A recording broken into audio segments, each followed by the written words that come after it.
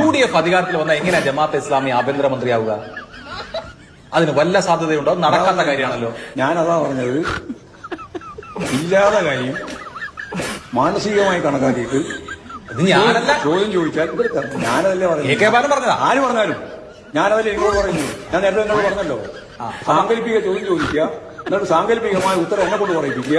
അത് ഞാൻ നേരത്തെ പറഞ്ഞല്ലോ, ആ ചോദ്യം ചോദിക്കണ്ട, അതേ ഉള്ളൂ. അപ്പൊ അത് തെറ്റാണല്ലോ. സാങ്കല്പികമായി അങ്ങനെ ഒരു കാര്യം പറയുന്നത് തെറ്റാണോ? ഞാൻ എന്റെ നിലപാട് ഞാൻ വ്യക്തമാക്കി. AK ബാലൻ പറഞ്ഞു, എന്റെ നിലപാട് ഞാൻ വ്യക്തമാക്കി. സാങ്കല്പികമായ ചോദ്യവും സാങ്കല്പികമായ ഉത്തരവും ഞാൻ പറയാൻ ഉദ്ദേശിക്കുന്നില്ല. സാങ്കല്പികമല്ല, AK ബാലൻ പറഞ്ഞതാണ്. ആര് പറഞ്ഞാലും അത് റിയാലിറ്റിയാണ്. ആര് പറഞ്ഞാലും ഞാൻ ആ സാങ്കല്പിക ഉത്തരവില്ല. അപ്പൊ അന്ന് ആ പരാമർശത്തോട് യോജിക്കുന്നില്ല. ഏറ്റവും കുറഞ്ഞത് അത് പറയാനോ. ജമാഅത്തെ ഇസ്ലാമി ആഭ്യന്തരമന്ത്രിയാകുമെന്ന പരാമർശത്തോട് യോജിപ്പില്ല. അല്ല, അങ്ങനെയല്ല ഞാൻ പറഞ്ഞ അർത്ഥം. ആ ചോദ്യവും ആ ഉത്തരവും ഞാൻ അംഗീകരിക്കുന്നില്ല. വെള്ളാപ്പള്ളി നടച്ച കഴിഞ്ഞ ഒരു വർഷമായിട്ട് നിരന്തരമായി ന്യൂനപക്ഷത്തെ വേദനിപ്പിക്കുന്ന പരാമർശങ്ങൾ നടത്തിക്കൊണ്ടിരിക്കുകയാണ്. ന്യൂനപക്ഷത്തെ അല്ല, അതിൽ രാഷ്ട്രീയമായ കാര്യങ്ങളുണ്ട്, വർഗീയമായ പ്രശ്നങ്ങളുണ്ട്. അതിലൊക്കെ വേർതിരിവോടുകൂടി കാര്യങ്ങൾ മനസ്സിലാക്കുമ്പോൾ നമുക്കത് മനസ്സിലാവും. രാഷ്ട്രീയ